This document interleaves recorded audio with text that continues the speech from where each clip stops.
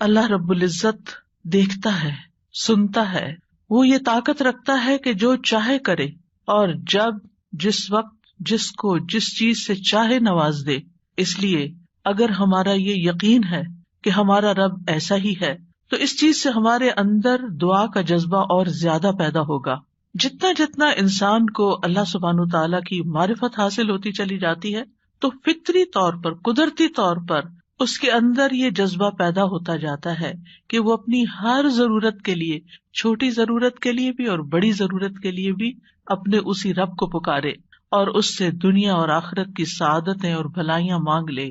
وہ اسی کو اپنا کارساز بنا لے، اسی کو اپنا مددگار سمجھے۔ اس لیے دعا کرتے رہنا چاہیے۔ دعا کا نہ کوئی خاص وقت مقرر ہے کہ اس وقت کا آپ انتظار کریں تو دعا کر سکتے ہیں، نہیں، آپ ہر وقت دعا کر سکتے ہیں۔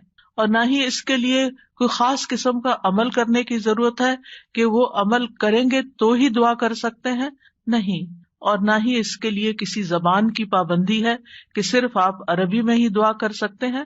آپ اردو میں، اپنی مدر ٹنگ میں، کسی بھی زبان میں آپ دعا کر سکتے ہیں۔ وہ دعا اللہ تعالیٰ تک پہنچتی ہے، وہ دعا کو سنتا ہے اور اپنی حکمت کے مطابق اس کی قبولیت کا فیصلہ کرتا ہے کہ کیا بندے کو یہی چیز دے دی جائے جو وہ مانگ رہا ہے، یا اس سے بہتر کوئی چیز دی جائے، یا پھر اس سے کوئی بلا ٹالی جائے، یا اس کے لیے آخرت میں ذخیرہ کر لیا جائے، کیونکہ اس کے باقی اعمال اتنے نہیں ہیں کہ جن کی بنا پر یہ وہاں نجات پا سکے گا، تو اسے دنیا میں اس کی من پسند چیزیں دینے کی بجائے اس کے لیے آخرت میں اعمال کا ذخیرہ کر دیا جائے تاکہ اس کی آخرت میں نجات ہو سکے۔ لہذا ہم سب کو دعا کرتے رہنا چاہیے۔ دعا عظیم عبادت، شرف والی عبادت، وہ عبادت جس کو اللہ تعالیٰ پسند کرتا ہے، وہ عبادت کہ جسے چھوڑ دیا جائے تو اللہ تعالیٰ ناراض ہوتا ہے۔ دعا توحید کی بنیاد ہے، یہ ہمیں اپنے رب سے قریب کر دیتی ہے، اس سے ہماری مشکلات آسان ہوتی ہیں، تکلیفیں دور ہوتی ہیں، ہمیں برکتیں حاصل ہوتی ہیں۔ لہذا جو مشکلات سے نکلنا چاہتا ہے وہ دعا کو اپنے لیے لازم کر لے، کیونکہ اللہ تعالیٰ ہی پریشانیوں کو دور کرتا ہے۔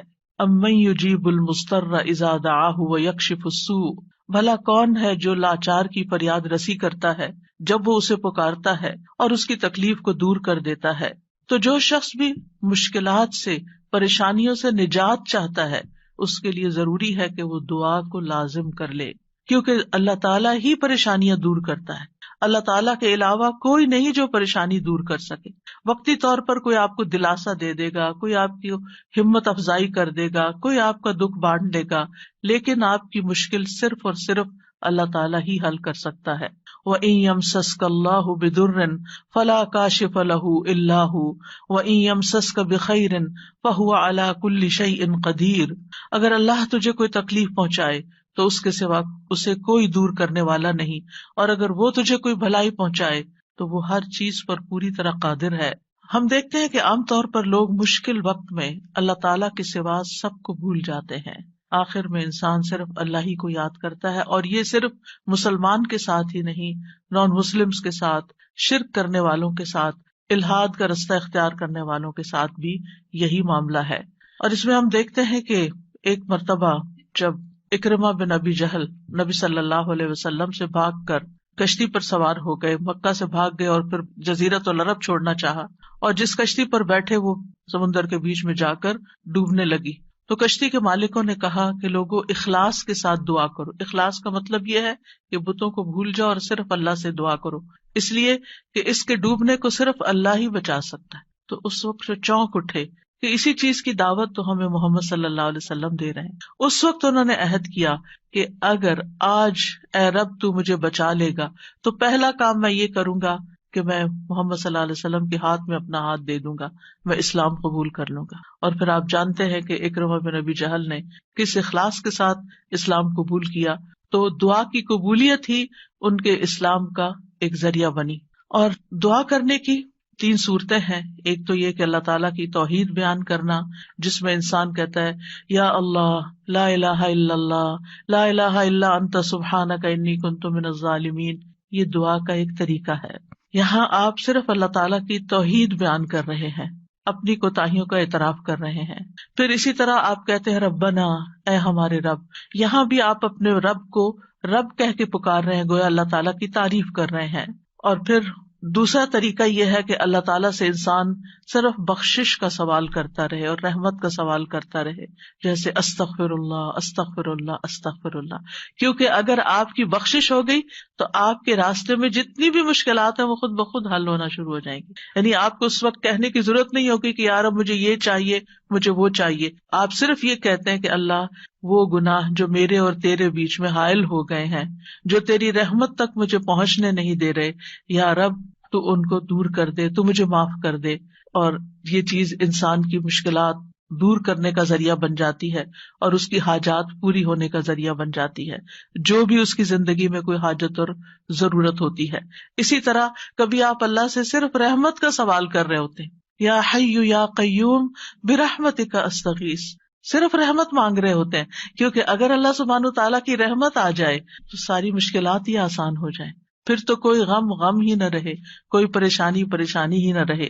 اور تیسرا طریقہ ہے کہ انسان اللہ تعالیٰ سے اپنی دنیاوی حاجات مانگے یا آخرت کی ضروریات مانگے، جیسے اے اللہ مجھے مال دے، اے اللہ مجھے اولاد دے، اے اللہ مجھے گھر دے، اے اللہ مجھے گاڑی دے. اور صحابہ اتنی چھوٹی چھوٹی چیزیں میں مانگتے تھے، جیسے جوتی کا تسمہ اگر ٹوٹ گیا تو بھی اللہ سے مانگتے تھے. چھوٹی سے چھوٹی ضرورت سے لے کے بڑی سے بڑی ضرورت تک براہ راست اللہ تعالیٰ سے مانگی جا سکتی، اور اس میں کوئی عیب کی بات نہیں، کوئی گناہ کی بات نہیں. وہ آپ کا رب ہے، وہ سب سے زیادہ آپ کا خیر خواہ ہے، لہٰذا آپ اس سے نہیں مانگیں گے تو کس سے مانگیں گے؟ اور وہ جو سب کچھ دینے پہ قادر ہے، اس سے نہیں مانگیں گے تو کس سے مانگیں گے؟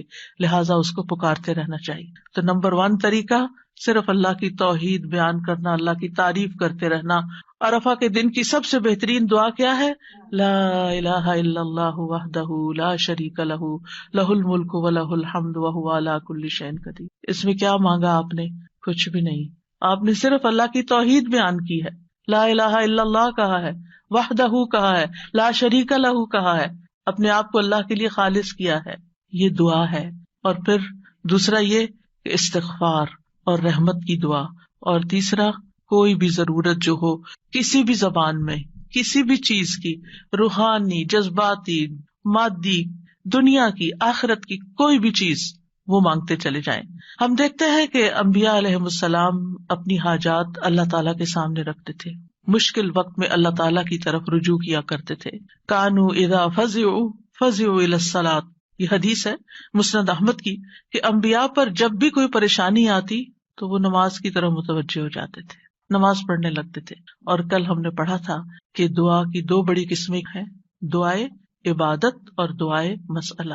کہ عبادت بھی بذات خود دعا ہے، دعائے حال ہے، یعنی ہم ایسی حالت میں ہیں، ایسی عبادت میں ہیں کہ جو اللہ کی رحمت کو ہماری طرف متوجہ کر رہی ہے. انسان سب سے زیادہ اللہ کے قریب کہاں ہوتا ہے؟ سجدے کی حالت میں، اقرب الیہ. لہذا خوب وہاں دعا کرنی چاہیے. تو نماز بذات خود پریئر ہے، اس کو کہتے بھی پریئر ہے. صلاۃ کا معنی بھی دعا ہے، تو وہ تو دعا کا مجموعہ ہے. اسی لیے وَاسْتَعِینُوا بِالصَّبْرِ وَالصَّلَاةِ، جب انسان پر کوئی مشکل آئے تو فوراً نماز کی طرف جائے اور نماز پڑھ کر اللہ تعالیٰ سے دعا بھی کرے. اور بذات خود اگر نوافل پہ نوافل بھی پڑھ رہا ہے یا طویل قیام کر رہا ہے، طویل سجدہ کر رہا ہے، تو یہ بھی ایک طرح سے دعا یا عبادت ہی کی حالت میں ہے. انبیاء علیہم السلام کی دعائیں کیوں قبول ہوئی؟ ہم ایک کے بعد ایک پیغمبر کے بارے میں قرآن مجید میں پڑھتے ہیں، اور ہر پیغمبر کی دعا کے بارے میں پڑھتے ہیں کہ وہ قبول ہو گئی. کیوں؟ انہم کانوا یسارعون فی الخیرات ویدعوننا رغبا ورہبا. 2 کام تھے ان کے. ایک تو یہ کہ وہ نیکی کے کاموں میں بہت جلدی کرتے تھے، یسارعون فی الخیرات. تو دعاؤں کی قبولیت کے لیے کیا ہے؟ نیکیوں میں جلدی کریں، نیکیوں میں دوڑ لگائیں، نیکیوں میں آگے بڑھیں. وَيَدْعُونَنَا رَغَبًا وَرَهَبًا، اور وہ ہمیں پکارتے تھے رغبت کے ساتھ بھی اور رہبت کے ساتھ بھی، امید کے ساتھ بھی اور خوف کے ساتھ بھی.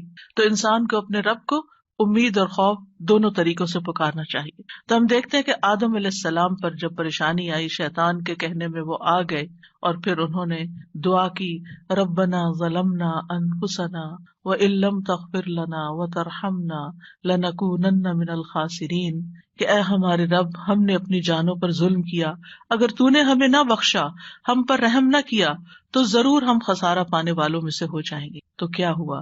اللہ تعالیٰ نے دعا قبول کی، فَتَلَقَّى آدَمُ مِن رَّبِّهِ كَلِمَاتٍ فَتَابَ عَلَيْهِ إِنَّهُ هُوَ التَّوَّابُ الرَّحِيمُ۔ اللہ سبحانہ وتعالیٰ نے آدم علیہ السلام کی توبہ قبول کر لی۔ نوح علیہ السلام کی قوم نے ان کے ساتھ بہت برا سلوک کیا۔ کذبت قبلہم قوم نوح فکذبوا عبدنا وقالوا مجنون وازدجر فدعا ربہ انی مغلوب فانتصر۔ ان سے پہلے قوم نوح نے بھی جھٹلایا تھا، بس انہوں نے ہمارے بندے کو جھٹلا دیا اور کہنے لگے یہ مجنون ہے، اور وہ بری طرح جھڑک دیا گیا۔ یعنی قوم کے اوباش قسم کے لوگ ان کے ساتھ ڈانٹ ڈپٹ بھی کرتے تھے، اور بعض روایات میں آتا ہے کہ انہوں نے ان کو اتنا مارا کہ بے ہوش کر دیا۔ تو انہوں نے اپنے رب کو پکارا، انی مغلوب، رب میں مغلوب ہو گیا ہوں، میرا ان پہ کوئی بس نہیں چلتا، میں ان کے ساتھ ہر طریقہ آزما چکا ہوں، یہ نہیں مانتے، بس تو میری مدد کر۔ کیا ہوا؟ اللہ تعالیٰ فرماتے وَنُوحًا إِذْ نَادَى مِن قَبْلُ فَاسْتَجَبْنَا لَهُ فَنَجَّيْنَاهُ وَأَهْلَهُ مِنَ الْكَرْبِ الْعَظِيمِ۔ اور نوح کو بھی جب اس نے اس سے پہلے پکارا تو ہم نے اس کی دعا قبول کر لی، پھر اسے اور اس کے گھر والوں کو بہت بڑی گھبراہٹ سے بچا لیا۔ وَلَقَدْ نَادَانَا نُوحٌ فَلَنِعْمَ الْمُجِيبُونَ، اور بلا شبہ یقیناً نوح نے ہمیں پکارا تو یقیناً ہم بہت اچھے قبول کرنے والے ہیں۔ اللہ تعالیٰ نے ان کی دعا قبول کر لی اور پوری قوم کو ڈبو دیا سوائے ایمان والوں کے، اور اپنے بندے کا بدلہ لے لیا۔ یونس علیہ السلام کی مثال ہمارے سامنے ہے کہ جب اپنی قوم سے ناراض ہو کر، غضبناک ہو کر چلے گئے تھے، چلتے چلتے سمندر تک، سمندر سے کشتی میں، کشتی سے مچھلی کے پیٹ میں، اور مچھلی چلی گئی سمندر کی تہہ میں، اندھیروں پر اندھیرے۔ فنادا فی الظلمات اللہ الہ الا انت سبحانک انی کنت من الظالمین۔ تو اس نے اندھیروں میں پکارا، تیرے سوا کوئی معبود نہیں، تو پاک ہے، یقیناً میں ظلم کرنے والوں میں سے ہوں۔ تو ہم نے اس کی دعا قبول کر لی اور اسے غم سے نجات دے دی، اور اسی طرح ہم ایمان والوں کو نجات دیتے ہیں، اوروں کو بھی دیں گے۔ ان ساری مثالوں میں ہمارے لیے سبق ہے، ہمارے حالات کتنے بھی تنگ ہوں، ہم کتنی بھی پریشانی میں ہوں، لیکن پیغمبروں سے زیادہ پریشانی ہم پر نہیں آئی۔ بعض جگہوں پر آتا ہے کہ آدم علیہ السلام 300 سال تک یہ دعا کرتے رہے، روتے رہے کہ مجھ سے غلطی ہوئی ہے۔ بالآخر رب نے ان کو کلمات سکھائے اور پھر دعا انہوں نے مانگی اور ان کی نجات ہوئی۔ بعض اوقات آزمائشیں لمبی ہو جاتی ہیں، لیکن ہمیشہ یقین رکھیے کہ رب سنتا ہے، وہ ضرور سنے گا، وہ کبھی بھی مجھے محروم نہیں کرے گا۔ لم اکم بدعائک رب شقیہ، تجھ سے مانگ کر اے رب میں کبھی بھی نامراد نہیں ہوا، تو ضرور سننے والا ہے۔ پھر ایوب علیہ السلام 18 سال تک ایک بیماری میں مبتلا رہے ہیں۔ وَأَيُّوبَ إِذْ نَادَى رَبَّهُ أَنِّي مَسَّنِيَ الضُّرُّ وَأَنْتَ أَرْحَمُ الرَّاحِمِينَ فَاسْتَجَبْنَا لَهُ فَكَشَفْنَا مَا بِهِ مِنْ ضُرٍّ وَآتَيْنَاهُ أَهْلَهُ وَمِثْلَهُمْ مَعَهُمْ رَحْمَةً مِّنْ عِنْدِنَا وَذِكْرَىٰ لِلْعَابِدِينَ۔ اور ایوب جب اس نے اپنے رب کو پکارا کہ بے شک مجھے تکلیف پہنچی ہے اور تو رحم کرنے والوں میں سب سے زیادہ رحم کرنے والا ہے، تو ہم نے اس کی دعا قبول کر لی، بس اسے جو تکلیف تھی دور کر دی، اور اس کے گھر والے اور ان کے ساتھ اتنے ہی اور عطا کر دیے اپنے پاس سے رحمت کے طور پر۔ ان لوگوں کے لیے یاد دہانی ہے یہ جو عبادت کرنے والے ہیں۔ یعنی بعض اوقات انسان سوچتا ہے میں عبادت بھی کرتا ہوں، میں اللہ تعالیٰ کی حرام کردہ چیزوں سے بھی بچتا ہوں، لیکن میں دعا کرتا رہتا ہوں مگر میری دعا نہیں سنی جاتی، معلوم نہیں کیوں۔ اب دیکھیے کس طرح یعقوب علیہ السلام سال ہا سال تک، بعض روایات میں 40 سال اور بعض میں اس سے بھی زیادہ وقت کے لیے وہ بیٹے سے جدا ہوئے تھے، اور مسلسل دعا کرتے رہے، مایوس نہیں ہوئے۔ اللہ تعالیٰ نے بالآخر ان کی دعا سن لی۔ چھوڑنا نہیں، پیچھے نہیں ہٹنا۔ ایوب علیہ السلام نے کہا تھا انی مسنی الضر وانت ارحم الراحمین، اللہ مجھے تکلیف پہنچی ہے اور تو سب سے بڑا رحم کرنے والا ہے، تو سب مہربانوں میں سے بڑھ کر مہربان ہے، تو مہربانی نہیں کرے گا تو اور کون کرے گا۔ تو یہاں انہوں نے اللہ تعالیٰ کی رحمت کی فریاد کی۔ پھر ابراہیم علیہ السلام مشکل ترین حالات میں اللہ تعالیٰ پر توکل کرتے ہیں۔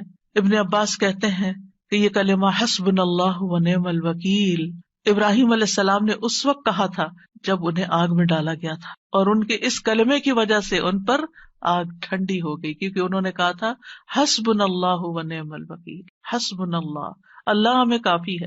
یہ بھی پکارنے کا ایک انداز ہے، اللہ کی رحمت کو طلب کرنے کا ایک انداز ہے. اور ان کے اس کہنے پر اللہ سبحانہ تعالیٰ نے کیا فرمایا، قلنا یا نار کونی بردم وسلاما علی ابراہیم، اے آگ تو ابراہیم پر سراسر ٹھنڈک اور سلامتی والی بن جا. ابراہیم علیہ السلام نے نیک اولاد کی دعا کی، رب ہب لی من الصالحین فبشرناہ بغلام حلیم، اے میرے رب مجھے لڑکا عطا کر جو نیکوں میں سے ہو، تو ہم نے اسے ایک بردبار لڑکے کی خوشخبری دی. بغلام حلیم، ایسا نہیں ہوا کہ ابراہیم علیہ السلام نے ادھر دعا کی اور ادھر ان کو اسحاق اور اسماعیل علیہ السلام مل گئے. انتہائی بڑھاپے کی حالت میں جا کر بہت سالوں کے بعد دعا قبول ہوئی، لیکن قبول ہوئی. ہمارے لیے اس میں سبق یہ ہے کہ مانگتے رہیں چاہے سال ہا سال گزر جائیں. اور پھر وہ کہتے ہیں الحمدللہ الذی وہب لی علی الکبر اسماعیل و اسحاق ان ربی لسمیع الدعاء. سب تعریف اس اللہ کی ہے جس نے مجھے بڑھاپے کے باوجود اسماعیل اور اسحاق عطا کیے، بے شک میرا رب تو بہت دعا سننے والا ہے.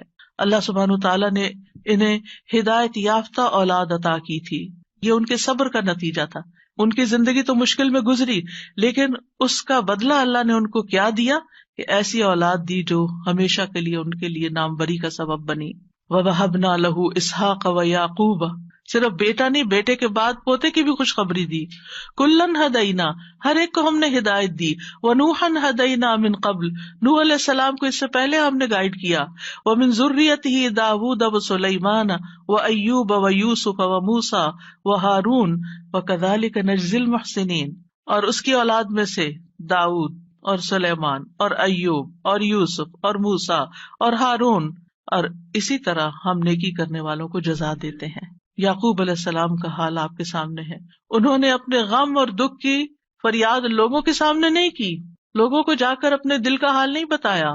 کیا کہا، انما اشکو بثی وحزنی الی اللہ واعلم من اللہ ما لا تعلمون. یعقوب علیہ السلام نے کہا، بے شک میں اپنی بے قراری اور غم کی شکایت صرف اللہ سے کرتا ہوں، اللہ ہی میرے دل کا حال جانتا ہے کہ یہاں کیسی کیسی بے قراری ہے بچے کی جدائی میں، اور میں اللہ کی طرف سے وہ باتیں جانتا ہوں جو تم نہیں جانتے. بہت کچھ جاننے کے باوجود انہیں یہ نہیں پتا تھا کہ بیٹا مصر میں ہے. اللہ نے نہیں بتایا. وہ کہہ سکتے تھے نا اللہ تعالیٰ مجھے بتا دیں وہ کہاں ہے، آپ تو جانتے ہیں، آپ مجھے بھی بتا دیں. لیکن اللہ سبحانہ تعالیٰ نے اس کا بھی ایک وقت رکھا تھا. اگر پیغمبروں کے لیے قبولیت کا ایک وقت ہے تو ہمارے لیے بھی دعاؤں کی قبولیت کا ایک وقت ہوتا ہے. قبولیت کا مطلب یہ نہیں ہوتا کہ بس منہ سے نکلتے ہی بات آپ کی فرمائش پوری ہو جائے. اور پھر آپ دیکھیے کہ کس طرح اللہ تعالیٰ نے ان کی دعا قبول کر لی. اور پھر ہم دیکھتے ہیں کہ یوسف علیہ السلام کی مثال، انہوں نے تو اپنے لیے ایک انوکھی ہی دعا مانگی.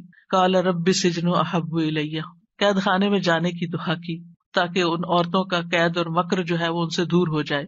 فاستجاب له ربه فصرف عنه کیدہن، رب نے اس کی دعا قبول کر لی اور ان عورتوں کا مکر فریب حضرت یوسف سے ہٹا دیا. انہ هو السمیع العلیم، بے شک وہ خوب سننے والا، خوب جاننے والا ہے. پھر موسیٰ علیہ السلام کی دعا، کس طرح وہ مدین پہنچتے ہیں تھکے ہارے، کئی دن کے پیدل سفر کے بعد جا کر ابھی بیٹھتے ہیں تو فوراً دیکھتے ہیں کہ کچھ لڑکیاں اپنا ریوڑ لے کے کھڑی ہیں، پانی نہیں پلا پا رہی، خود تھکے ہوئے ہیں، خود بھوکے بھی ہیں، پیاسے بھی ہیں، زخمی بھی ہیں، کچھ فیوچر کا نہیں پتا، لیکن کیا کرتے ہیں، سب سے پہلے اپنے رب کو پکارتے ہیں، ربی انی لما انزلت الی من خیر فقیر. اور صرف دعا مانگ کے وہیں درخت کے نیچے بیٹھ نہیں جاتے، بلکہ اٹھ کے ان بچیوں کے پاس جاتے ہیں کہ یہ تمہارا کیا معاملہ ہے، اور ان کے سارے ریوڑ کو پانی پلاتے ہیں. اور آپ سوچئے کہ ایک شخص جو خود اتنا تھکا وہ اپنے آپ کو وہاں رکھ کے دیکھیے، اگر ہم اتنا لمبا سفر کر کے آئیں اور ہم سے کوئی پانی مانگ بیٹھے، خود تو آفر کرنا دور کی بات، کوئی اور مانگ بیٹھے تو شاید ہم جھڑک ہی دیں کہ میں نے بھی تو اتنا ہی سفر کیا نہیں جتنا تم نے کیا. یہیں سے تو ہماری لڑائیاں فساد شروع ہوتے ہیں گھروں میں. لیکن نیکی کرنے والے انہم کانوا یسارعون فی الخیرات، نیکی کے کاموں میں بہت جلدی کرتے تھے، سستی نہیں کرتے تھے. ضرورت مند کو دیکھا، پہچان لیا، اٹھے، نیکی کی، اور ابھی واپس آ کے بیٹھے ہی تھے کہ اللہ سبحانہ تعالیٰ کی طرف سے ہر چیز کی بشارت آ گئی، اور وہ بچی واپس آئی اور پھر گھر لے کر گئی. کھانے پینے کا بھی انتظام ہو گیا، شادی کا بھی انتظام ہو گیا، ٹھکانے کا بھی انتظام ہو گیا، اور اچھی صالح نیک کمپنی کا بھی. جب آپ کسی اجنبی ملک میں جاتے ہیں تو آپ کو نہیں پتا ہوتا کہ آپ کو کیسے دوست ملیں گے، آپ کے نیبرز کون سے ہوں گے، آپ کا تعلق کن لوگوں سے ہوگا. لیکن یہ اللہ کی کتنی بڑی رحمت تھی کہ اللہ تعالیٰ نے انہیں ایک نیک صالح انسان کے ساتھ جوڑ دیا کہ اس کی بیٹی کی شادی حضرت موسیٰ علیہ السلام سے ہو گئی اور ان کے درمیان ایک رشتہ قائم ہو گیا. یہ بھی سراسر اللہ کی رحمت تھی. اللہ تعالیٰ نے ان کی دعا قبول کی. موسیٰ علیہ السلام نے ہر مشکل مرحلے میں اللہ تعالیٰ کو ہی پکارا. فرعون کے دربار میں جانے لگتے ہیں تو کیا پڑھتے ہیں؟ رب اشرح لی صدری ویسر لی امری واحلل عقدۃ من لسانی یفقہوا قولی واجعل لی وزیرا من اہلی ہارون اخی. رب اشرح لی کے علاوہ کہ جو کام کرنے جا رہا ہوں یا اللہ اس کے لیے میرا دل کھول دے، میرا کام آسان کر دے، میری زبان کی گرہ کھول دے، یعنی میرے بولنے میں سلاست ہو جائے اور اس طرح کی کمیونیکیشن ہو کہ لوگ میری بات سمجھ جائیں، ان کو میری بات سمجھ آ جائے تاکہ وہ مقصد پورا ہو جائے، اور میرے گھر والوں میں سے ایک میرا مددگار بنا دے. اللہ تعالیٰ نے ہارون علیہ السلام کو نبی بنا کر ان کا مددگار بنا دیا. زکریا علیہ السلام کی مثال، مایوس نہیں ہے، سال ہر سال تک اولاد کی دعا کرتے، انتہائی بڑھاپے میں بھی. وَزَكَرِيَّا إِذْ نَادَىٰ رَبَّهُ رَبِّ لَا تَذَرْنِي فَرْدًا وَأَنْتَ خَيْرُ الْوَارِثِينَ. اور زکریا کو جب اس نے اپنے رب کو پکارا، اے میرے رب مجھے اکیلا نہ چھوڑ اور تو سب وارثوں سے بہتر ہے، تو ہم نے اس کی دعا قبول کر لی. فَاسْتَجَبْنَا لَهُ وَوَهَبْنَا لَهُ يَحْيَىٰ، اور ہم نے اس کو یحییٰ عطا کیا. وَأَصْلَحْنَا لَهُ زَوْجَهُ، اور اس کی بیوی کو اس کے لیے درست کر دیا. یعنی بعض اوقات ہم سوچتے ہیں کہ انفرٹیلٹی کا پرابلم ہے، بچہ ہو ہی نہیں سکتا. اللہ تعالیٰ سب کچھ کر سکتا ہے، اللہ تعالیٰ وہ بھی ٹھیک کر سکتا ہے، کیونکہ ان اللہ علی کل شیء قدیر، اللہ تعالیٰ ہر چیز پر قدرت رکھتا ہے. اس لیے مایوسی کس بات کی؟ اللہ کے بندے کبھی بھی مایوس نہیں ہوتے. ہاں، مانگنے سے کبھی نہیں تھکتے، مانگتے رہتے ہیں کہ اللہ تعالیٰ سبب کے ساتھ بھی دیتا ہے اور بغیر سبب کے بھی دیتا ہے، اس کے لیے کیا مشکل ہے. پھر نبی صلی اللہ علیہ وسلم کس طرح دعا کرتے ہیں؟ استستغیثون ربکم فاستجاب لکم انی ممدکم بألف من الملائکۃ مردفین. جب تم اپنے رب سے مدد مانگ رہے تھے تو اس نے تمہاری دعا قبول کر لی کہ بے شک میں 1000 فرشتوں کے ساتھ تمہاری مدد کرنے والا ہوں جو ایک دوسرے کے پیچھے آنے والے ہیں. کس طرح نبی صلی اللہ علیہ وسلم بدر کے میدان میں فریادیں کر رہے تھے، اپنے رب کو پکار رہے تھے. دیر اینڈ دن خوشخبری آ گئی کہ فرشتوں سے مدد کی جائے گی. انبیاء علیہ السلام کے علاوہ ہم دیکھتے ہیں کہ دیگر افراد بھی جنہوں نے اللہ تعالیٰ سے دعا کی، اللہ سبحانہ تعالیٰ نے ان کی دعا سن لی. سورۃ المؤمن میں جو مرد مومن ہے، جو فرعون کے دربار میں سے ہی ایک شخص اٹھتا ہے اور پھر وہ لوگوں کو نصیحت کرتا ہے اور کیا کہتا ہے؟ فَسَتَذْكُرُونَ مَا أَقُولُ لَكُمْ وَأُفَوِّضُ أَمْرِي إِلَى اللَّهِ إِنَّ اللَّهَ بَصِيرٌ بِالْعِبَادِ. فرعون کے دربار میں ایک شخص کا اٹھ کر لوگوں کو سمجھانا، فرعون کو سمجھانا، خوب خوب نصیحتیں کرنا، کھلم کھلا موسیٰ علیہ السلام پر ایمان لانا، یہ بہت بڑی بغاوت تھی اور بہت بڑا نقصان ہو سکتا تھا. لیکن اس مرد مومن نے کیا کہا؟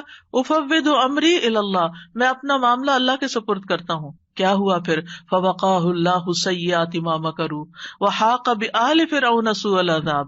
اللہ نے اسے ان کی بری چالوں سے بچا لیا جو انہوں نے تدبیریں کی تھی، ان سے نجات دی، اور آل فرعون کو برے عذاب نے گھیر لیا. اللہ نے اپنے بندے کو بچا لیا اور پوری قوم کو ڈبو دیا. پھر اسی طرح کچھ واقعات احادیث میں آتے ہیں، جیسے غار والوں کا قصہ ہے، کس طرح اللہ سبحانہ تعالیٰ نے ان کی دعائیں سنی اور صرف دعاؤں کے نتیجے میں غار کے دروازے سے پتھر ہٹ گیا اور وہ باہر نکل آئے.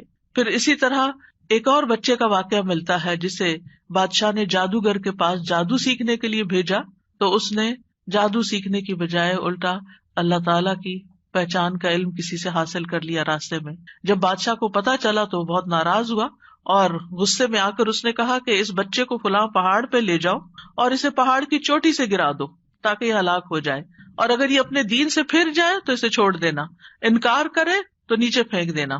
بادشاہ کے جو ساتھی تھے وہ لڑکے کو پہاڑ کی چوٹی پر لے گئے.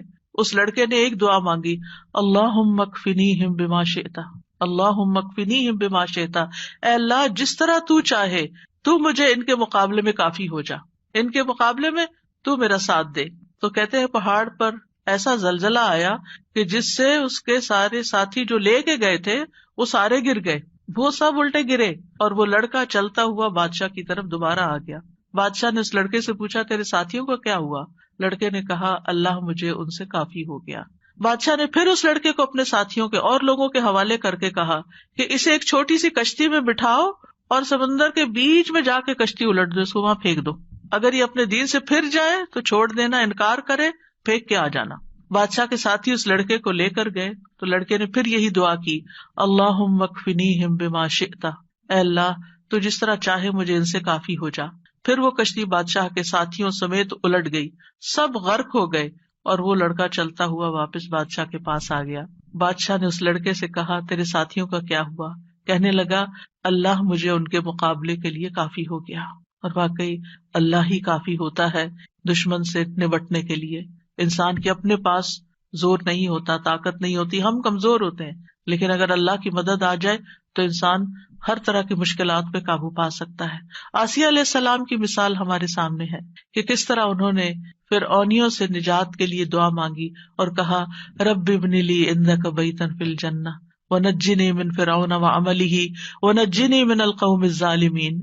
اے میرے رب، میرے لیے اپنے پاس جنت میں ایک گھر بنا دے اور مجھے فرعون سے اور اس کے عمل سے نجات دے اور مجھے ظالم قوم سے نجات دے۔ تو کیا ہوا؟ اللہ تعالیٰ نے ان کی دعا قبول کر لی۔ ابو ہریرہ کہتے ہیں کہ فرعون نے اپنی بیوی کے دونوں ہاتھوں اور دونوں پاؤں کے لیے 4 میخیں گاڑی، یعنی جیسے وصولی دیتے ہیں نا، تو ہر ہاتھ میں میخ گاڑی اور پاؤں میں بھی۔ جب وہ فرعونی ان سے جدا ہوتے تو فرشتے ان پہ سایہ کر لیتے۔ اس وقت انہوں نے یہ دعا کی، بس اللہ تعالیٰ نے جنت میں ان کے گھر سے پردہ ہٹا کر ان کو گھر دکھا دیا کہ گھر بن چکا ہے تمہارا، اس صبر کی بدولت جو انہوں نے اس تکلیف پر کیا اور اپنے ایمان کو بچایا۔ سارہ علیہ السلام نے کس طرح اس ظالم بادشاہ کے مقابلے میں مدد طلب کی۔ آپ جانتے ہیں کہ ابراہیم علیہ السلام نے حضرت سارہ کے ساتھ ہجرت کی تھی اور انہیں لے کر ایک شہر میں پہنچے، جو اس کا بادشاہ تھا وہ بہت ظالم تھا، اور جب اسے پتہ چلتا کہ کوئی مسافر ایسا ہے جس کے ساتھ بہت خوبصورت عورت ہے تو وہ اس سے زبردستی چھین لیتا تھا۔ اسے پتہ چلا کہ ابراہیم علیہ السلام اپنے ساتھ ایک ایسی عورت کو لائے ہیں جو عورتوں میں سب سے زیادہ خوبصورت ہے، تو انہوں نے ابراہیم علیہ السلام کو پیغام بھیجا کہ یہ تمہارے ساتھ کون ہے؟ تو انہوں نے کہا کہ یہ میری بہن ہے۔ پھر سارہ کے پاس گئے تو انہوں نے کہا میری بات کو جھٹلانا نہیں، کیونکہ میں نے ان کو بتایا کہ تم میری بہن ہو، اللہ کی قسم اس سرزمین میں میرے اور تمہارے علاوہ دوسرا کوئی مومن نہیں، یعنی ہم ایمان میں بہن بھائی ہیں۔ تو انہوں نے پھر سارہ کو ظالم کے پاس بھیج دیا۔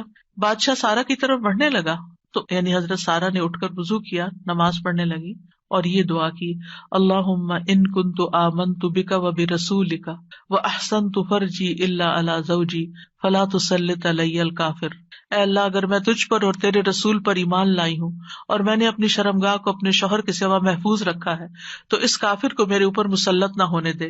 اس پر بادشاہ کا سانس گلے میں پھنس گیا اور گر کر ایڑیاں رگڑنے لگا، اور حضرت سارہ کو نجات مل گئی۔ نہ صرف ایک نجات ملی بلکہ ان کے ساتھ توفتاً حضرت ہاجر کو بھی ساتھ دیا گیا۔ خولہ بنت ثعلبہ کی مثال قرآن میں آپ کے سامنے ہے کہ کس طرح ان کے شوہر نے ان سے زہار کیا تو وہ پریشان ہو گئی اور نبی صلی اللہ علیہ وسلم کے پاس آئیں اور تکرار کرنے لگی کہ میرے مسئلے کا کوئی حل بتایا جائے۔ تو اس پر اللہ سبحانہ وتعالیٰ نے کیا آیات نازل کی، قد سمع اللہ قول التی تجادلک فی زوجہا وتشتکی الی اللہ واللہ یسمع تحاورکما۔ اللہ نے سن لی اس عورت کی بات جو تم سے اپنے شوہر کی شکایت کر رہی تھی اور اپنے خامند کے بارے میں جھگڑ رہی تھی اور اللہ کی طرف شکایت کر رہی تھی، اور اللہ تم دونوں کی بات سن رہا تھا۔ تو اللہ سبحانہ وتعالیٰ نے اس عورت کی بات سن لی کا مطلب کیا ہے؟ دعا قبول کر لی، مسئلے کا حل مل گیا۔ اسی طرح سلف صالحین جو ہیں وہ بھی اللہ کو پکارتے ہیں۔ امت کے جو نیک لوگ ہیں ان میں سب سے پہلے صحابہ کرام ہیں، وہ سب سے بڑھ کر اللہ تعالیٰ کو جاننے والے تھے، اللہ تعالیٰ کی معرفت رکھتے تھے، وہ اللہ کے رسول کو جاننے والے تھے، وہ دین میں سب سے زیادہ بصیرت رکھتے تھے اور سب سے زیادہ دعا کرنے کے ادب آداب سے واقف تھے کہ کیسے دعا کی جاتی ہے۔ ہم دیکھتے ہیں کہ عمر بن خطاب رضی اللہ عنہ دعا کے ذریعے اپنے دشمن کے خلاف فتح طلب کرتے تھے، اور یہ دعا ان کے لشکروں میں سے عظیم لشکر تھا۔ کہتے ہیں نا کہ اللہ تعالیٰ کے لشکر ہیں، جیسے سکینت بھی اللہ کے لشکروں میں سے ایک لشکر ہے، تو وہ دعا کو بھی اللہ کا ایک لشکر سمجھتے تھے۔ وہ اپنے ساتھیوں سے کہا کرتے تھے، تم کثرت تعداد کی بنیاد پر فتح نہیں دیے جاتے بلکہ تمہاری مدد آسمان سے کی جاتی ہے، اللہ تمہاری مدد کرتا ہے، یعنی تمہاری دعائیں سنتا ہے۔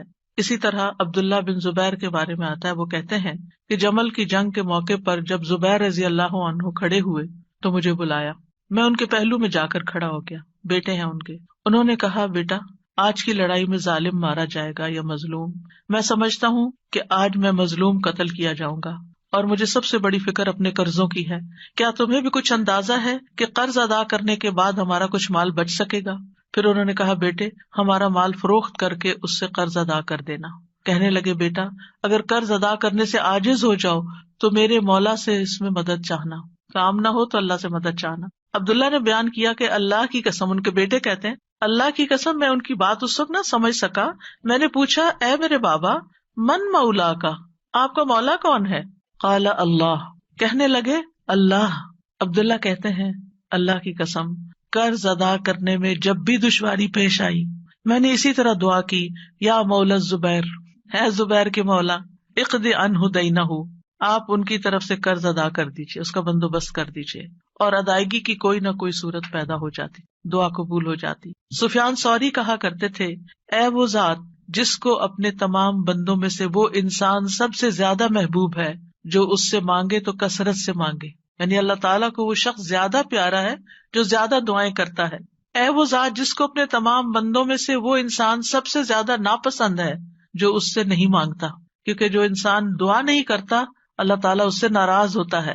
اور تیرے سوا کوئی بھی ایسا نہیں ہے اے میرے رب. کیا مطلب؟ کوئی بھی اور ایسا نہیں. اگر کسی سے بھی انسان ایک سے زیادہ دفعہ کچھ مانگ لے تو وہ ناراض ہو جاتا ہے، اور نہ مانگے تو خوش رہتے ہیں. ایون ماں باپ بھی آپ دیکھیں، اگر بچے ایک دفعہ کچھ مانگے تو کہ اچھا بیٹا لے لو، پھر دوسری دفعہ پھر مانگے تو ایک دن آتا ہے کہ ماں باپ بھی کہتے کہ تم کب تک مانگتے رہو گے، اپنا بندوبست خود کرو. لیکن اللہ سبحانہ تعالیٰ کبھی ایسا نہیں کہتے کہ کب تک تم مجھ سے دعائیں کرتے رہو گے. وہ پسند کرتے ہیں کہ بندہ دعا کرتا رہے.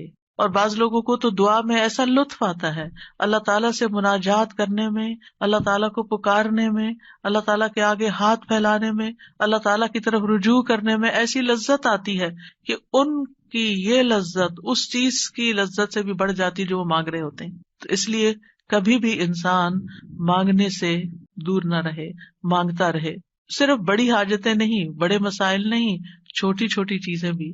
لیث بن سعد کہتے ہیں کہ ابو حازم کہا کرتے تھے مجھے نمک بھی چاہیے تو میں اپنی دعاؤں میں اللہ سے مانگتا ہوں کہ مجھے نمک چاہیے. نمک سب سے چھوٹی چیز ہوتی ہے نا. اور پھر اسی طرح بعض سلف صالحین اپنی نمازوں میں اللہ تعالیٰ سے اپنی تمام ضروریات مانگتے تھے، یعنی چھوٹی بڑی سب، یہاں تک کہ آٹے میں ڈالا جانے والا نمک، بکری کا چارہ، گھاس بھی اللہ سے مانگتے تھے. چھوٹی چھوٹی چیزیں بھی ایک تعلق کو ظاہر کرتا ہے نا یہ، اور اس بات کے یقین کو ظاہر کرتا ہے کہ وہی دیتا ہے. یہ چھوٹی چیزیں بھی وہی دیتا ہے، اگرچہ اسباب ہے دنیا میں لیکن اصل میں پیچھے اسی کا ہاتھ ہے. حضرت عائشہ کہا کرتی تھی سب کچھ اللہ سے مانگو، یہاں تک کہ جوتے کا تسمہ بھی اللہ سے مانگو، کیونکہ اگر اللہ میسر نہ کرے تو وہ کبھی میسر نہ ہو، اللہ نہ دے تو کبھی نہیں ملتا، چاہے چھوٹی سی چیز ہی کیوں نہ ہو. یاد رکھیے دعا کی قبولیت کے کچھ درجات ہیں، یعنی ہم سب مانگتے ہیں، پیغمبروں نے مانگا، ابھی تک ہم نے دیکھا کہ سب مانگ رہے ہیں اور دعائیں قبول بھی ہو رہی ہیں. تو اس کے کچھ درجات ہیں، لیولز ہیں. رسول اللہ صلی اللہ علیہ وسلم نے فرمایا اگر کوئی شخص اللہ سے دعا کرتا ہے تو اس کی دعا ضرور قبول ہوتی ہے، اس کی دعا ضرور قبول ہو جاتی ہے، خواہ دنیا میں اسے وہ چیز دے دی جائے، یعنی جو مانگ رہا ہے وہ یہیں مل جائے، یا اس کے لیے آخرت میں ذخیرہ بنا دیا جائے، یا پھر اس دعا کے بقدر اس کے گناہوں کا کفارہ ادا ہو جاتا ہے، بشرطے کہ اس کی دعا کسی گناہ یا قطع رحمی کے لیے نہ ہو اور وہ جلدی نہ کرے. تو تین چیزیں ہو گئی، یا وہی چیز مل گئی جو مانگی، یا پھر آخرت کے لیے جمع ہو گئی کہ وہاں بدلہ ملے گا، یا پھر دنیا میں کیے جانے والے گناہوں کا کفارہ ہو گیا. بعض اوقات انسان اللہ کی نافرمانی کے کچھ کام کر رہا ہوتا ہے، مثلا نماز کے لیے صبح وقت پہ نہ اٹھنا. کچھ لوگ روٹین میں ریگولرلی دیر سے فجر پڑھتے ہیں، رات کو دیر سے سوتے ہیں، صبح دیر سے اٹھتے ہیں. اگر ان کو سمجھایا جائے تو وہ کہتے ہیں ہم پڑھ تو لیتے ہیں نا، جب اٹھتے ہیں پڑھ لیتے ہیں. بھائی کبھی کبھار تو ایسا ہو جائے، لیکن روز کا ہی اگر کام ہو جائے تو یہ کوئی معمولی چیز ہے؟ یہ اللہ کی نافرمانی ہے. اور ایسی اور بھی چیزیں ہو سکتی ہیں زندگی میں جو ہم اللہ کے حکم کی نافرمانی کر رہے ہوتے ہیں. آپ کو یاد ہوگا کہ جب میں نے رمضان کا لیکچر دیا تو اس میں سب سے پہلے یا ایھا الذین آمنوا پہ بات ہوئی تھی. یا ایھا الذین آمنوا، اے لوگو جو ایمان لائے، تم پہ روزے فرض کر دیے، یعنی روزے رکھو. اور کتنے ہی اللہ تعالیٰ کے احکامات ایسے ہیں جو اللہ تعالیٰ مومنوں سے ان کو فلفل کرنے کے لیے کہتا ہے، لیکن کیا ہم وہ سارے فلفل کر رہے ہیں؟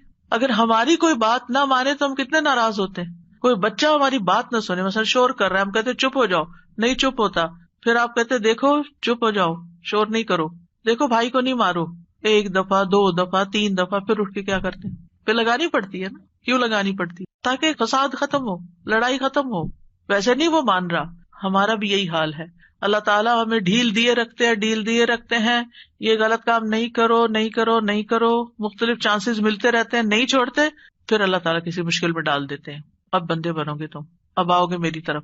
پھر بندہ اللہ کی طرف رجوع کرتا ہے، پھر توبہ کرتا ہے، پھر معافیاں مانگتا ہے، پھر دعائیں کرتا ہے، پھر اللہ سبحانہ وتعالیٰ اس کی دعا سن لیتا ہے اور اس کے پچھلے گناہ معاف ہو چکے ہوتے ہیں. جب تک دعائیں کرتا رہتا ہے، وہ عبادت کی حالت میں ہوتا ہے نا، تو اس عبادت سے ان الحسنات یذہبن السیئات، گناہ جب معاف ہو جاتے ہیں، بندہ نکھر کے ٹھیک ہو جاتا ہے، پھر اس کی دنیا کی مشکل آسان ہو جاتی ہے اور آخرت میں بھی اس کی صفائی ہو چکی ہوتی ہے، گناہ کم ہو چکے ہوتے ہیں.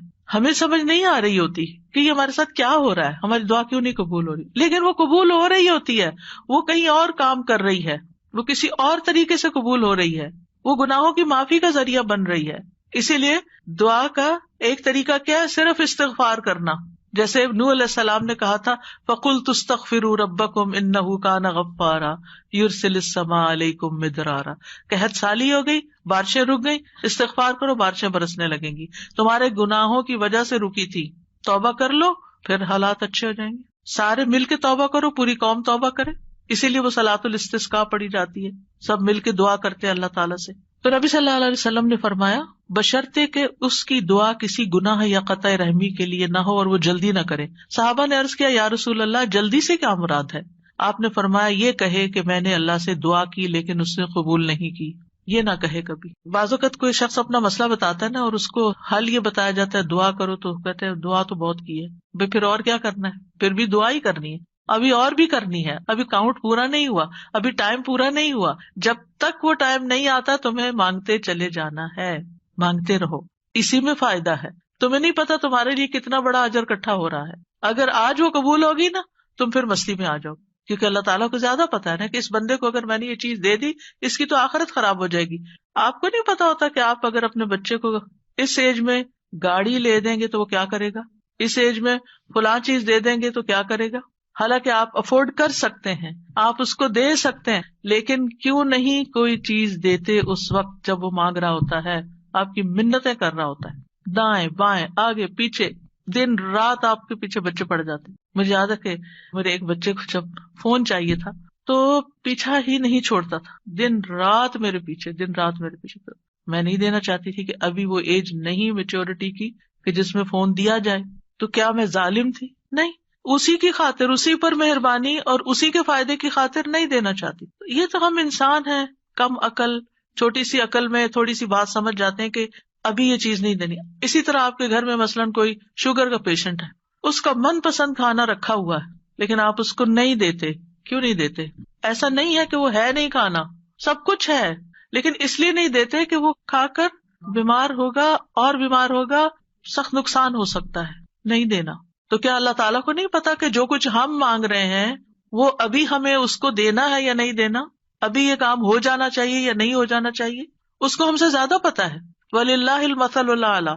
اس لیے کوئی بھی اگر دعا قبول نہیں ہوتی کوئی بات نہیں، موقع غنیمت جانے اللہ سے قریب ہونے کا، قریب تر ہوتے جانے کا.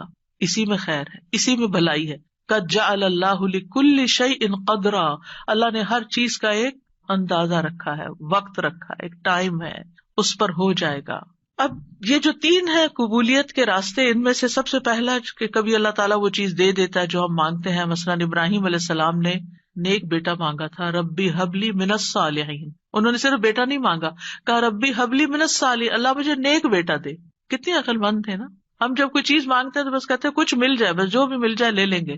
نہیں، کوالٹی والی چیز مانگے، اللہ سب کچھ دے سکتا ہے. تو اللہ تعالیٰ نے کیا کیا؟ فبشرناہ بغلام حلیم. تو ہم نے اسے ایک بہت بردبار لڑکے کی، بہت ٹالرنٹ، بہت ہمبل، بہت اچھے اخلاق والے بچے کی خوشخبری دی. آپ دیکھیں کہ ہم حلم اور برداشت کو نیکی نہیں عام طور پہ سمجھتے کہ یہ بھی کوئی نیکی، حالانکہ یہ نیکیوں کی بنیاد بن جاتی.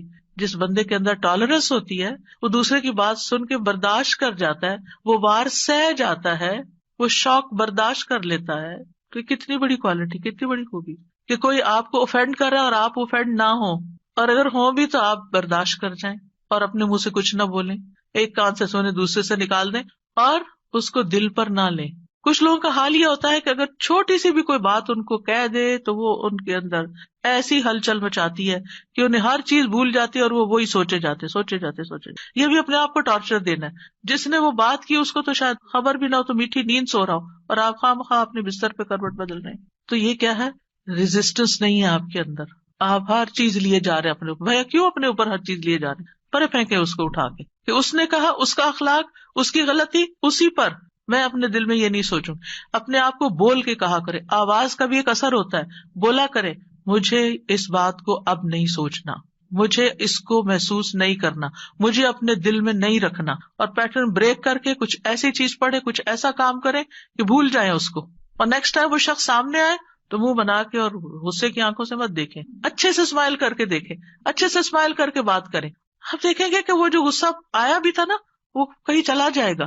لیکن ہم غصے کو پرورش دیتے ہیں، اس کی پرورش کرتے ہیں. کہا تھا نا اس نے، اب میں نے اس کے ساتھ یہ کرا. اندر ہی کھچڑی پکاتے رہتے ہیں. اور جب وہ شخص سامنے آتا ہے تو کوئی نہ کوئی سخت لفظ بول جاتے ہیں کیونکہ ہم بدلہ لینا چاہ رہے ہوتے. اب کیا ہے، آپ نے تو ایک لفظ بولا، ہو سکتا ہے وہ 10 اور بول دے. آپ بتائیں کیا کریں گے؟ مسئلہ تو حل نہیں ہوا، مسئلہ تو وہیں کھڑا رہا، پریشانی تو وہیں رہی. تو کیا فائدہ ہوا؟ تو اس لیے یہ حلم کی کوالٹی جو ہے، یہ برداشت کی کوالٹی جو ہے بہت بڑی خوبی ہے. اور آپ دیکھیے کہ اگر آپ کے بچے کے اندر یہ ہے نا تو آپ بڑی خوش قسمت پیرنٹ ہیں کہ آپ اس کو ڈانٹ رہے ہیں، آپ اس کو سنا رہے ہیں اور وہ آگے سے آپ کو جواب نہیں دیتا. کتنے خوش قسمت ہیں آپ کہ آپ کا بچہ آپ کی ڈانٹ سن لیتا ہے، آپ کا بچہ آپ کا غصہ برداشت کر جاتا ہے اور پھر بھی آپ کے ساتھ اچھا سلوک کرتا ہے. یہ کوئی چھوٹی نعمت ہے؟ یہ ہے نیک ہونا، یہ نیکی کی علامت ہے. انہوں نے کہا اللہ نیک بچہ چاہیے. اللہ نے کہا اچھا یہ حلیم بچہ لے لو، حلم والا ہے. اسی لیے تو جب انہوں نے کہا آؤ میں تمہیں ذبح کرتا ہوں تو وہ حاضر ہو گئے. ٹھیک ہے ذبح بھی کر لیں. آج آپ دیکھیں کہ بعض اوقات ہمارے بچے دنیاوی لحاظ سے بڑے کامیاب ہوتے لیکن ایک چھوٹی سی بات ان کو کہہ دیں تو وہ اتنے زیادہ اوفینڈ ہو جاتے ہیں. تو وہ آنکھوں کی ٹھنڈک تو نہ ہوئے نا، صرف ان کی دنیاوی کامیابی ہے. وہ تو ان کے اپنے لیے ہے دنیاوی کامیابی. ٹھیک ہے ماں باپ کو بھی نیک نامی سے کچھ حصہ مل جاتا ہے لیکن ماں باپ کی آنکھوں کی ٹھنڈک اولاد کی نیکی ہوتی ہے. یہ جو ہم کہتے ہیں نا ربنا ہب لنا من ازواجنا وذریاتنا قرۃ اعین، تو ایک ایمان والے کے لیے آنکھوں کی ٹھنڈک اس میں ہوتی ہے کہ بچہ خیر اور بھلائی کے کتنے کام کرتا ہے. بہرحال ان کی دعا قبول ہو گئی. کبھی ایسا بھی ہوتا ہے کہ مانگی ہوئی چیز سے اللہ تعالیٰ زیادہ بہتر چیز آپ کو دے دیتا ہے. آپ کچھ اور مانگ رہے تھے، آپ کو مانگنا نہیں آ رہا تھا، اللہ تعالیٰ کو آپ پر پیار آیا، آپ نے چھوٹا مانگا، اللہ نے اس سے بڑھ کر آپ کو دے دیا. کئی دفعہ ہم کہتے ہیں نا کہ میں نے تو کبھی یہ سوچا بھی نہیں تھا، میں نے اتنا نہیں مانگا تھا. میرے ایک رشتے دار ہیں، اللہ نے ان کو بہت دیا، تو کبھی میری بات ہوتی ہے ان سے تو کہتے ہیں کہ میں نے اتنا نہیں مانگا تھا، میں نے اتنا نہیں مانگا تھا، اور اللہ تعالیٰ دیتا ہی چلا جا رہا ہے. تو ایسا بھی ہوتا ہے کہ بعض اوقات آپ والدین کے بڑے ہی فرما بردار ہوتے ہیں، ان کے دکھ درد کے ساتھی ہوتے ہیں، اور اللہ سبحانہ تعالیٰ آپ کو صلہ رحمی کا ویسے بھی وعدہ ہے کہ جو رشتے جوڑے گا، جو ماں باپ کے ساتھ احسان کا برتاؤ کرے گا، رشتے جوڑے گا، تعلقات اچھے رکھے گا، اللہ تعالیٰ اس کی عمر اور رزق میں برکت عطا فرمائے گا. یہ رزق کے دروازوں میں سے ایک دروازہ ہے کہ تھوڑا بھی ہے تب بھی احسان کا معاملہ کرو، رشتے داروں کے ساتھ اپنے تعلقات ریلیشن شپ اچھے رکھو. تو اللہ سبحانہ تعالیٰ کبھی کبھی ہم کچھ مانگتے ہیں، اللہ تعالیٰ ہمیں اس سے بھی بہتر عطا کرتا ہے. آپ دیکھیں عمران کی بیوی نے کیا کہا تھا، ربی انی نذرت لک ما فی بطنی محررا، اللہ میں نے تیرے لیے اس کی نظر مانی ہے جو میرے پیٹ میں ہے وہ آزاد ہوگا، فتقبل منی، آپ مجھ سے قبول کر لیں، انک انت السمیع العلیم، آپ سننے والے ہیں، سب کچھ جاننے والے ہیں. اور اب کیا ہوا، بیٹی پیدا ہو گئی. انہوں نے سمجھا کہ بیٹی کوئی اچھی چیز نہیں، بیٹا چاہیے تھا، خیال ان کا یہ تھا. واللہ اعلم بما وضعت ولیس الذکر کالانثی، اللہ تعالیٰ نے کیا فرمایا کہ لڑکا لڑکی کی طرح نہیں ہوتا، یہاں جو کام بیٹی کرے گی وہ بیٹا نہیں کر سکتا. اور پھر حضرت مریم سے کیسی خیر دنیا میں جاری ہوئی، اللہ نے ان کو کس طرح چنا، ایمان والی عورتوں کی سردار ہیں وہ. کبھی اللہ تعالیٰ مانگی ہوئی چیز جیسی کوئی تکلیف دور کر دیتا ہے. آپ کچھ مانگ رہے ہوتے ہیں اور ادھر سے تکلیف آ رہی ہوتی ہے، اللہ تعالیٰ اس مانگنے کی وجہ سے اس تکلیف کو پیچھے ہٹا دیتے ہیں. ہم کہتے ہیں ہماری دعا قبول نہیں، کتنی غلط بات کرتے ہیں، استغفر اللہ. ہم کہتے ہیں میری دعا قبول نہیں، بھائی ہو چکی ہے، اللہ نے فرمایا ہے نا اجیب دعوت الداعی اذا دعانی، میں قبول کرتا ہوں. کیسے کہتے ہو نہیں قبول ہوتی؟ ہوئی ہے، تمہیں نہیں پتا کس شکل میں ہوئی ہے. تم چھوٹی چیز مانگ رہے تھے، میں تمہیں بہتر دینے والا ہوں. تم کچھ مانگ رہے تھے، میں تم سے مصیبت دور کر رہا ہوں. اگر وہ مصیبت دور نہ کرو تو یہ تمہاری مانگی ہوئی چیز مل بھی جائے تو تم فائدہ نہیں اٹھا سکتے اس سے۔ نبی صلی اللہ علیہ وسلم نے فرمایا جو مسلمان کوئی ایسی دعا کرے جس میں گناہ یا قطع رحمی کا کوئی پہلو نہ ہو تو اللہ اسے تین میں سے کوئی ایک چیز ضرور عطا فرماتے ہیں، یا تو فوراً ہی اس کی دعا قبول کر لی جاتی، یا آخرت کے لیے ذخیرہ کر لی جاتی، یا اس سے اس جیسی کوئی تکلیف دور کر دی جاتی۔ صحابہ نے عرض کیا اس طرح تو پھر ہم بہت کثرت کریں گے؟ آپ نے فرمایا اللہ اس سے بھی زیادہ کثرت والا ہے، یعنی آپ بہت مانگو گے تو اللہ تعالیٰ اس سے بھی زیادہ دے سکتا ہے، تمہارے مانگنے سے بھی زیادہ دے سکتا ہے۔ کبھی گناہوں کا کفارہ بن جاتی ہے، حدیث میں آتا ہے وَإِمَّا أَن يُكَفَّرَ عَنْهُ مِن ذُنُوبِهِ بِقَدْرِ مَا دَعَا، یا پھر اس دعا کی وجہ سے اس کے گناہوں کا کفارہ ادا ہو جاتا ہے، ایکسپیشن ہو جاتی ہے۔ یعنی بعض اوقات ہماری نماز میں کوئی کمی رہ جاتی ہے، بعض اوقات روزے میں رہ جاتی ہے، زکوٰۃ میں رہ جاتی ہے، کئی چیزیں ہیں جو ہمارے فرائض ہیں ہم ادا کر رہے ہوتے ہیں لیکن کہیں نہ کوئی کمی ہوتی ہے اور اس کا ہمیں پتہ ہی نہیں چلتا، کبھی وضو میں کوئی کمی رہ جاتی، تو ان چیزوں کا پھر کفارہ تو کرنا ہے نا، تو پھر یہ دعائیں جو ہیں یہ اس کبھی کوتاہی کا بھی کفارہ کرتی۔ پھر یاد رکھیے کہ جو لوگ مایوس ہوتے ہیں اور اللہ سے مانگتے نہیں، مانگنا چھوڑ دیتے ہیں، تو اللہ تعالیٰ نے ایسے لوگوں کی مذمت بیان کی۔ اگر وقتی طور پر وہ نہیں مل رہا جو آپ کے دل میں اٹکا ہوا ہے کہ یہی ملنا چاہیے، اور پھر آپ کو نہیں ملتا اور آپ دعا مانگنا چھوڑ دیتے ہیں، تو یہ طریقہ درست نہیں۔ وقال ربکم ادعونی استجب لکم، تمہارا رب فرماتا ہے مجھ سے دعا کرو میں تمہاری دعا قبول کروں گا۔ ان الذین یستکبرون عن عبادتی، بے شک جو لوگ میری عبادت سے تکبر کرتے ہیں، سیدخلون جہنم داخلین، وہ جہنم میں ضرور ذلیل و خوار ہو کے داخل ہوں گے۔ دعا روک دینا یہ سوچ کر قبول نہیں ہوتی تو فائدہ نہیں مانگنے کا، یہ کیا ہے؟ دراصل اللہ سے مایوس ہونا، نا امید ہونا اور اللہ سے ناراض ہونا، تبھی تو آپ اس کو چھوڑ رہے ہیں، پھر آپ کہاں جائیں گے؟ تو اللہ تعالیٰ کو یہ چیز سخت ناپسند ہے۔ امام شوکانی رحمہ اللہ اس آیت کے بارے میں کہتے ہیں یہ آیت کریمہ اس بات پر دلالت کرتی ہے کہ دعا عبادت کا حصہ ہے، پس اللہ سبحانہ تعالیٰ نے اپنے بندوں کو حکم دیا ہے کہ وہ اس سے دعا مانگے، یعنی دعا مانگنے کا حکم اللہ تعالیٰ نے دیا ہے۔ پھر فرمایا ان الذین یستکبرون عن عبادتی، یہ آیت اس بات کا فائدہ دیتی ہے کہ دعا عبادت ہے اور اللہ سے دعا نہ مانگنا تکبر ہے، اور اس تکبر سے زیادہ برا عمل کوئی نہیں۔ یعنی وہ جب منافقین سے کہا جاتا تھا نا کہ تم رسول کے پاس آؤ اور استغفار کرو تو وہ سر جھٹک دیتے تھے، ہم نہیں جاتے، ہم نہیں کرتے۔ آج بھی آپ دیکھیں کہ بعض اوقات کسی کو نیکی کی کوئی بات کہی جاتی کہ یہ صدقہ کر لو، یہ نیکی کر لو، تو وہ سر جھٹک کے چلے جاتے، اور نہیں تمہارے پاس کچھ کہنے کو، ہر وقت یہی نصیحت ہے۔ تو انسان کی اس میں سب سے زیادہ محرومی ہے کہ انسان دعا چھوڑ دے، اس ہستی سے مانگنا چھوڑ دے جو اس کا خالق ہے، اس کا مالک ہے، اس کا رازق ہے، اس کو زندگی دینے والا ہے، اس کی موت بھی اس کے ہاتھ میں ہے، ثواب اور سزا دینے والا ہے۔ تو تکبر جو ہے انتہائی ناسمجھی کی چیز ہے اور نعمتوں کی ناشکری ہے۔ فرعون کیوں ڈوبا تھا؟ فرعون کیوں غرق ہوا؟ تکبر کی وجہ سے۔ قارون کو کیا مشکل ہوئی؟ قارون کیوں زمین میں دھنسا؟ فرعون پانی میں ڈوبا اور قارون زمین میں دھنسا، ایک خشکی میں ڈوبا اور ایک سمندر میں، دونوں کا مسئلہ ایک ہی تھا اور وہ تھا تکبر، پرائڈ، غرور۔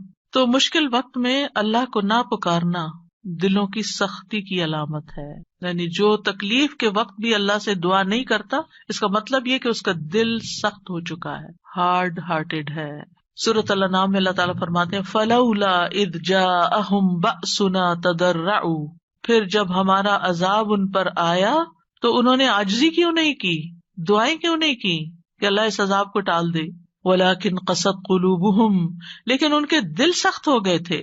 وَزَيَّنَ لَهُمُ الشَّيْطَانُ مَا كَانُوا يَعْمَلُونَ، اور شیطان نے ان کے لیے وہ سب خوشنما بنا دیا تھا جو وہ کیا کرتے تھے، ان کے اپنے عمل جو کہ obviously اللہ تعالیٰ کی ناراضگی کے تھے وہ انہیں بڑے اچھے لگتے تھے اور سمجھتے تھے ہم بالکل ٹھیک کر رہے ہیں، ہم ٹھیک جا رہے ہیں۔ انسانوں میں سب سے زیادہ عبادت گزار کون تھا؟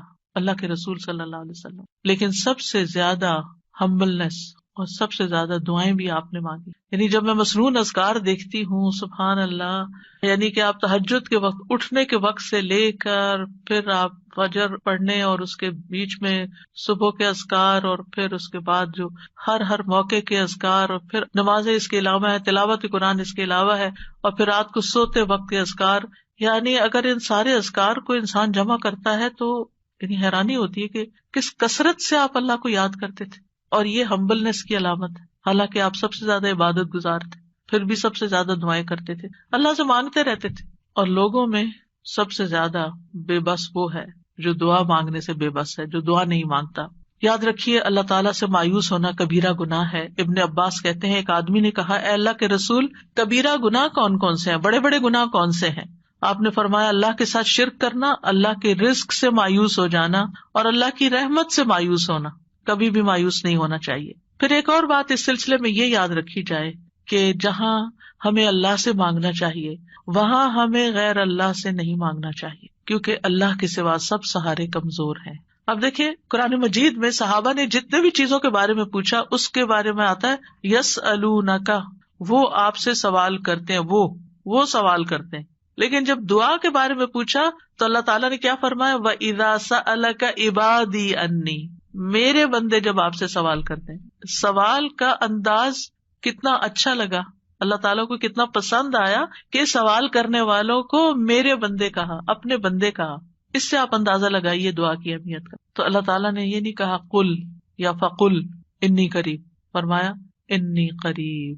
وَإِذَا سَأَلَكَ عِبَادِي عَنِّي فَإِنِّي قَرِيب، بس انہیں بتا دو کہ میں قریب ہی ہوں. گویا بندے اور اللہ کے بیچ میں کوئی واسطہ وسیلہ نہیں، کوئی اور نہیں، بس بندہ اور اللہ. ہم بیچ میں اوروں کو لے آتے ہیں. ہمارے معاشرے میں کتنا عام ہے کہ کوئی کسی پیر کو لے آتا ہے اور کوئی کسی بزرگ کو لے آتا ہے، اور دور جاہلیت میں فرشتوں کو اور بتوں کو اور معلوم نہیں کس کس کو. ما نعبدہم الا لیقربونا الی اللہ زلفیٰ، مانگیں اللہ سے، غیر اللہ کی طرف نہیں جائیں. غیر اللہ کے سہارے سب کمزور ہیں. مثل الذین اتخذوا من دون اللہ اولیاء کمثل العنکبوت اتخذت بیتا وان اوہن البیوت لبیت العنکبوت لو کانوا یعلمون. ان لوگوں کی مثال جنہوں نے اللہ کے سوا اور مددگار بنا رکھے ہیں، مکڑی کی مثال جیسی ہے جس نے گھر بنایا، حالانکہ بے شک سب گھروں میں سے کمزور گھر مکڑی کا ہے اگر وہ جانتے ہوتے. غیر اللہ تو ایک مکھی بھی پیدا نہیں کر سکتے. غیر اللہ کو پکارنا سب سے بڑی گمراہی ہے. وَمَنْ أَضَلُّ مِمَّنْ يَدْعُو مِن دُونِ اللَّهِ مَن لَّا يَسْتَجِيبُ لَهُ إِلَىٰ يَوْمِ الْقِيَامَةِ وَهُمْ عَن دُعَائِهِمْ غَافِلُونَ. اور اس سے بڑھ کر کون گمراہ ہے جو اللہ کے سوا انہیں پکارتا ہے جو قیامت تک اس کی دعا قبول نہیں کریں گے. یعنی قبروں میں سوئے ہوئے یا فرشتے یا جن یا کوئی اور مخلوق، کسی سے بھی نہیں، اور وہ ان کے پکارنے سے بے خبر ہیں. اور جب سب لوگ اکٹھے کیے جائیں گے تو وہ ان کے دشمن بن جائیں گے، یعنی غیر اللہ وہ دشمن بن جائیں گے اور ان کی عبادت سے منکر ہوں گے. کیوں نہیں پکارنا چاہیے غیر اللہ کو؟ کیونکہ اللہ کے سوا کوئی کسی چیز کا مالک نہیں ہے. وہ دعا قبول کرنے کی استطاعت نہیں رکھتے. پہلی بات یہ کہ وہ سنتے بھی نہیں ہیں، قبر میں نہیں سنتے. وہ جب وہ سنتے نہیں ہیں تو پھر آپ کی بات کا جواب بھی نہیں دیتے، اور آپ کی ضرورت کہاں سے پوری کریں گے یا آپ کے لیے وسیلہ کہاں سے بنیں گے. مدد کرنے کی طاقت بھی نہیں رکھتے. سورۃ الاعراف میں آتا ہے والذین تدعون من دونہ لا یستطیعون نصرکم ولا انفسہم ینصرون. تم جنہیں اللہ کو چھوڑ کر پکارتے ہو نہ وہ تمہاری مدد کر سکتے ہیں اور نہ خود اپنی مدد ہی کے قابل ہے. نہ وہ نفع دے سکتے ہیں، نہ نقصان دور کر سکتے ہیں، نہ تکلیف کو ہٹا سکتے ہیں، نہ اس کو بدل سکتے ہیں. رسول اللہ صلی اللہ علیہ وسلم نے فرمایا جو شخص اس حالت میں مر جائے کہ وہ اللہ کے سوا اوروں کو بھی پکارتا ہو تو وہ آگ میں داخل ہوگا. کتنی سخت بات ہے. کیسے لوگ کہتے ہیں یا علی، یا پیر عبد القادر جیلانی، اور یا پتہ نہیں کون کون. نہیں، اللہ کے سوا کسی کو نہیں پکارنا. تو بہرحال ہم سب کو اللہ ہی کی طرف رجوع کرنا ہے اور اللہ ہی سے دعا کرنا ہے. اللہ سبحانہ تعالیٰ سے دعا ہے کہ وہ ہمارے اس علم کو ہمارے سینوں میں محفوظ کر دے اور ہمیں اس عبادت کی توفیق عطا فرمائے اور ہم سے راضی ہو جائے اور ہماری خطائیں معاف کر دے. جی اساسی ایک سوال تھا اور ایک جی ضرور. سوال میں تو یہ تھا جیسے آپ نے بتایا دعا ہم اردو میں بھی مانگ سکتے ہیں، تو کیا جب ہم سجدے میں دعا مانگتے ہیں اس وقت بھی اردو میں مانگ سکتے ہیں یا نہیں؟ نہیں، سجدے میں، نماز کے سجدے میں نہیں، ویسے الگ سے سجدے میں پڑھ کے دعا کرنی تو وہ کر سکتے ہیں. اچھا اوکے، جزاکم اللہ خیرا. سبحانک اللہم و بحمدک اشہد ان لا الہ الا انت استغفرک و اتوب الیک. السلام علیکم و رحمۃ اللہ وبرکاتہ.